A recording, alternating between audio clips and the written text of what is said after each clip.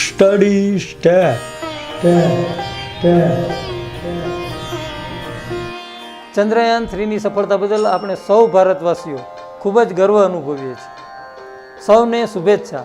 શિક્ષક મિત્રો, વિદ્યાર્થીઓ તેમજ દર્શકો, સ્ટડી સ્ટેપ ચેનલ પરથી આજે હું હરેશ વ્યાસ તમારી સાથે છું. આપ સૌને મારા નમસ્કાર. આજે આપણે ફરીથી જવાના છીએ કવિ શ્રી મનોહર ત્રિવેદી સાહેબના આંગણે. તેમની કવિતા છે 9મા ધોરણના ગુજરાતી પાઠ્યક્રમમાં તો પપ્પા હવે ફોન મૂકું.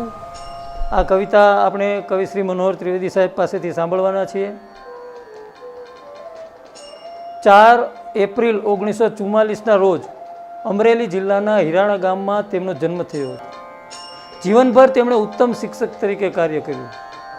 મોં સૂઝણું, ફૂલની નૌકા લઈને, છુટ્ટી મૂકી વીજ, આપોઆપ, વેળા એ તેમના કાવ્ય સંગ્રહો છે. નથી, ગજવામાં ગામ અને નાતો તેમની નવલિકા સંગ્રહો છે. ઘર વખરી, તેઓ તેમના ચારિત્ર નિબંધોના સંગ્રહો છે.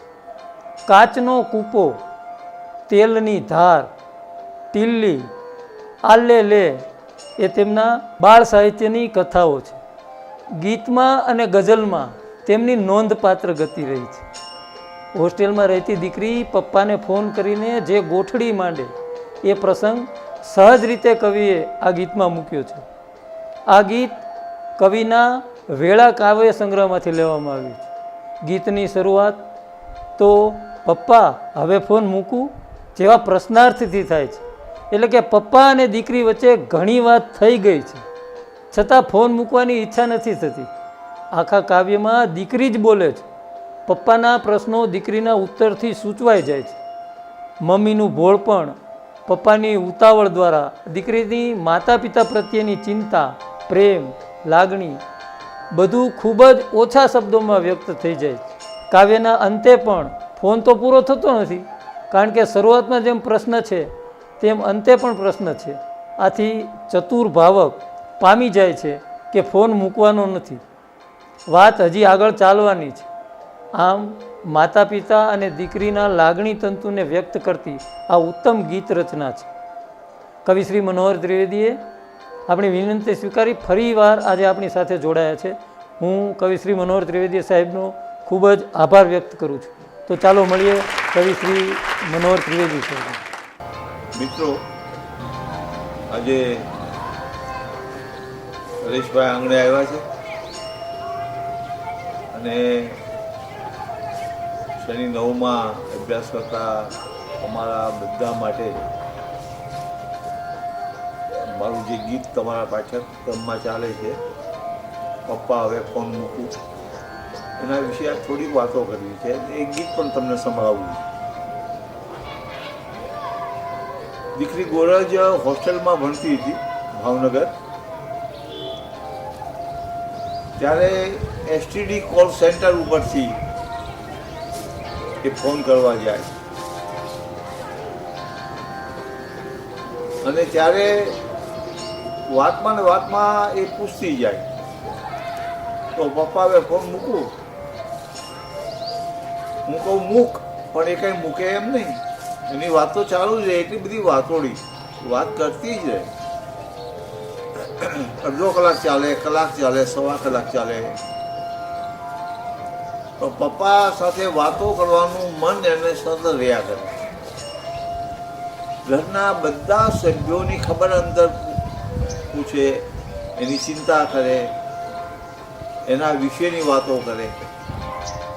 એની બહેનપણીઓ માટે, એના શિક્ષકો માટે, એના સ્મરણો એની અંદર ઘૂમતા જ હોય,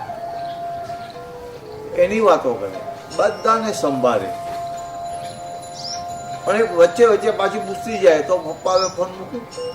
હવે આપણા કાન સાબદા હોય ને તો આપણને એમાંથી લય મળી આવે ગીતનો. આ એનો તકિયા કલામ થઈ ગયેલો. તો પપ્પા હવે ફોન મૂકું, અને મને એમાંથી ગીત સૂજી આવ્યું અને એ ગીત લખાયું. તો એ ગીત છે તો પપ્પા હવે ફોન મૂકું. તમને એ મોજ જરી આવે તે થયું મને એસટીડીની ડાળથી ટહુકું.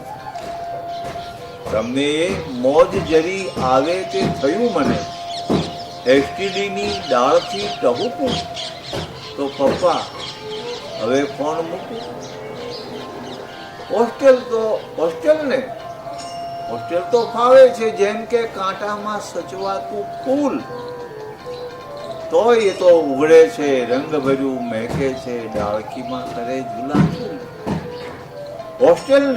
હોસ્ટેલ તો ફાવે છે જેમ કે કાંટામાં સચવાતું ફૂલ, તોય એ તો ઉઘડે છે, રંગ ભર્યું મહેકે છે, ડાળખીમાં કરે ઝુલાઝુલ. ફાગણના લીલા કુંજાર કોઈ ઝાડવાનું પાન એમ થાય નહીં સૂકું. ફાગણના લીલા કુંજાર કોઈ ઝાડવાનું પાન એમ થાય નહીં સૂકું, તો પપ્પા હવે ફોન મૂકું.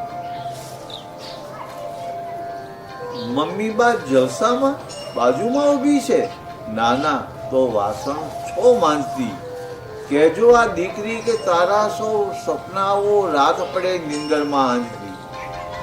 મમ્મી બા જલસામાં બાજુમાં ઊભી છે, નાના તો વાસણ છો માંજતી, કહેજો આ દીકરી કે તારા સૌ સપનાઓ રાત પડે નિંદરમાં આંજતી. સાચવજો હોળી છે, ચિંતાળું ભૂલકણી, પાડજો ના વાંકું કે ચૂકું. સાચવજો ભોળી છે, ચિંતાળું ભૂલકણી, પાડજો ના વાંકું કે ચૂકું, તો પપ્પા હવે ફોન મૂકું. હવે જો દાદીમાના રોલમાં આવે છે, પપ્પાને લઈ નાખે છે. શું લીધું? સ્કૂટર ને? ભારે ઉતાવળા, શંભુ તો કહેતો તો ફીસ, કેવા છો જિદ્દી ને હપ્તા ને વ્યાજ, વળી ઘર આખું ઠાલું છે કીસ. શું લીધું? સ્કૂટર ને? ભારે ઉતાવળા, શંભુ તો કહેતો તો ફીસ, કેવા છો જિદ્દી ને હપ્તા ને વ્યાજ, વળી ઘર આખું ઠાલવશે કીજ. જાજી તે વાતુના ગાડા ભરાય, કહું હાઈકુમાં એટલે કે ટૂંકું. જાજી તે વાતના ગાડા ભરાય, કહું હાઈકુમાં એટલે કે ટૂંકું, તો પપ્પા હવે ફોન મૂકું. તમને એ મોજ જરી આવે તે થયું મને, એસટીડીની ડાળથી ટહુકું. અહીં પપ્પાને ચિંતા ન થાય એવી વાતો પણ આવે છે. હોટેલમાં ખાવું ભાવતું હોય ન ભાવતું હોય, ઘેર લાડથી અમુક શાક ભાવે છે, અમુક નથી ભાવતું, એ બધી અખણાઈઓ બધી ભૂલીને ત્યાં લક્ષ્ય છે પપ્પાને હું ખર્ચ કરાવું છું, હોસ્ટેલનો ખર્ચ આવે છે. ભાવતું હોય ન ભાવતું હોય તોય એ તો શું કહે છે કે હોટેલ તો ફાવે છે. કાંટામાં ફૂલ સચવાય તો પછી હું કેમ હોસ્ટેલમાં ન સચવાઉં? હું તમારી દીકરી છું. ફાગણના લીલા કુંજાર ઝાડવાની અંદર કોઈ પાણી સૂકું ન થઈ જાય. એટલે હું તો અહીંયા બહુ પ્રેમથી રહું છું અને મસ્તીથી રહું છું. તમે બિલકુલ મારી ચિંતા કરતા નહીં. પણ એ જ દીકરી માની ચિંતા કરે છે. મમ્મી બા જલસામાં બાજુમાં ઊભી છે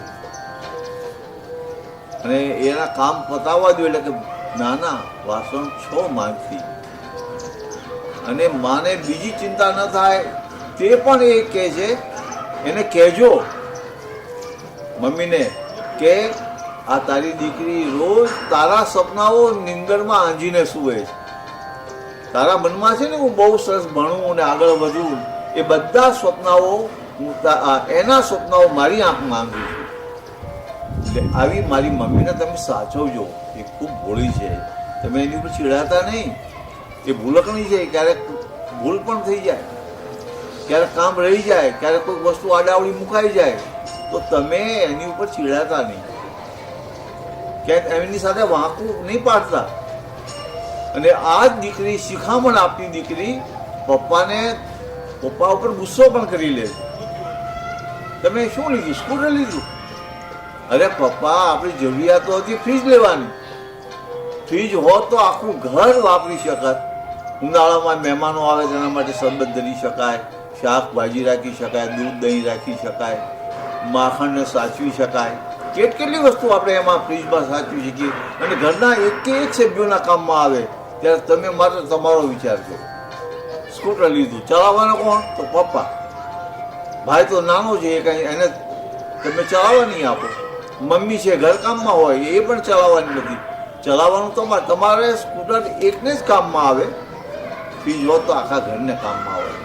જવા દો. પણ પપ્પા એમ કરીને પછી પપ્પા પર ગુસ્સે થઈ અને મીઠાશથી કહે છે કે આવી જાજી વાતોના ગાડા ભરાય તો પપ્પા હવે ટૂંકમાં કહું તો હાઈકુમાં હું તમને કહું. હાઈકુ એટલે બહુ ટૂંકો સાહિત્ય પ્રકાર, જાપાની પ્રકાર છે. 5, 7 અને 5 અક્ષરની 3 પંક્તિઓ. પહેલી પંક્તિમાં 5 અક્ષર, બીજી પંક્તિમાં 7 અક્ષર, ત્રીજી પંક્તિમાં 5 અક્ષર. એવો જાપાનનો બહુ લોકપ્રિય સાહિત્ય પ્રકાર. અને સ્નેહરશ્મિ નામના આપણા ગુજરાતી ભાષાના ઉત્તમ કવિ એને ગુજરાતીમાં લઈ આવ્યા અને હજારો હાઈકુ એમણે લખ્યા અને ગુજરાતમાં એ બહુ ફેલાયા. આ ટૂંકો સાહિત્ય પ્રકાર તો એ તો કવિની દીકરી છે એટલે શું કહે છે? જાજી તે વાતુના ગાડા ભરાય કહું હાઈકુમાં, એટલે કે ટૂંકું. હું તમને હાઈકુમાં જ વાત કરું. એટલી લાંબી વાત કર્યા પછી પણ એ તો એમ જ કે હું તમને ટૂંકમાં કહું. આ ટૂંકમાં કહું એમ કહેતી એ આખો કલાક પસાર કરી નાખે છે અને હજી કેટલી વાતો કરવાની છે એની તો કોઈને ખબર નથી. આમ એક તરફ જ વાત ચાલે છે, પણ પપ્પા જે સામેથી છેડેથી ફોનમાં બોલતા હશે એનું અનુમાન આપણે કરવાનું છે. પાત્ર તરીકે તો અહીંયા દીકરી એક જ હાજર છે, બાકી તો પપ્પા છે, મમ્મી છે, ભાઈ છે, આ બધા છે. પણ એ કોઈ ફોન ઉપર નથી. ફોન ઉપર માત્ર ને માત્ર દીકરી છે. તો આ એક પક્ષે ચાલતી વાત એ સંવાદ દ્વારા વ્યક્ત કરવાનો પ્રયત્ન થયો છે.